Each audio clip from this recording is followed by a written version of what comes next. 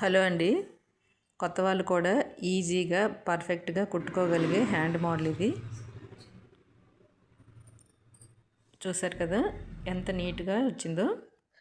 దీనికోసం ఇలా 4 inches square పీసుల్ని cut చేసి పెట్టుకోండి.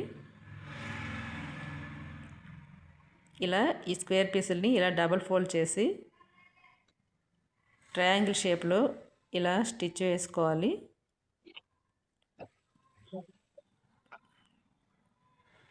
మనం కట్ చేసి పెట్టుకున్న పీసులన్నిటినీ ముందుగా ఇలా ట్రయాంగిల్ షేప్లో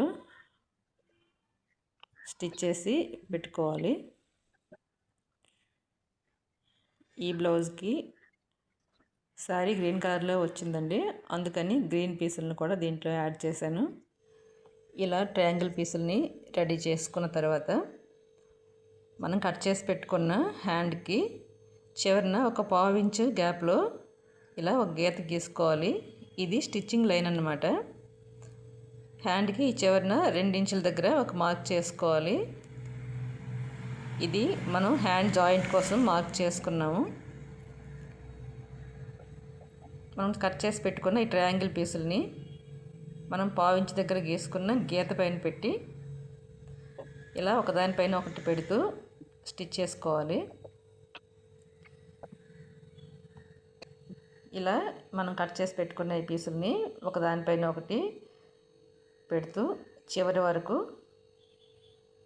మనం ముందుగా గీసి పెట్టుకున్నాం కదా, ఆ గీత పైన ఈ ట్రయాంగిల్ పీసులను పెట్టి చివరి వరకు ఇలా స్టిచ్ చేసుకోవాలి.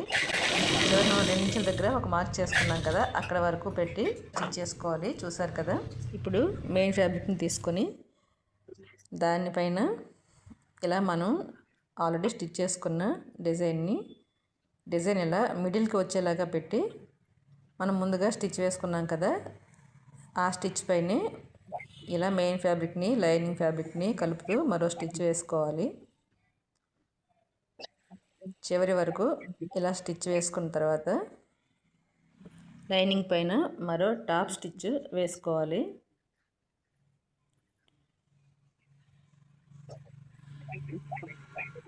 ఇలా మనం కుట్టే డిజైన్ పక్క నుంచి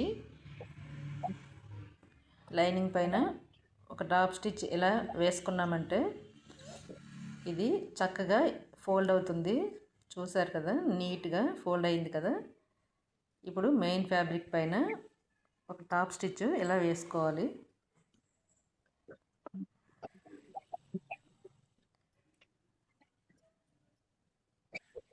చివరన ఇలా స్టిచ్ వేసుకున్నాం కదా. ఇప్పుడు హ్యాండ్ మోడల్ రెడీ అయిపోయింది. ఇప్పుడు మనం లైనింగ్ని మెయిన్ ఫ్యాబ్రిక్కి అటాచ్ చేసుకోవాలి. అటాచ్ చేసుకున్న తర్వాత ఎక్స్ట్రా మిగిలి ఉన్న మెయిన్ ఫ్యాబ్రిక్ని నీట్గా ఇలా కట్ చేసుకోవాలి.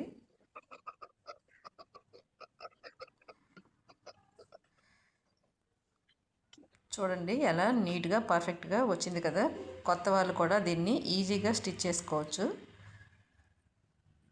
ఈ వీడియో మీకు నచ్చితే తప్పకుండా లైక్ చేయండి, ఛానల్ని సబ్స్క్రైబ్ చేసుకోండి. Thank you.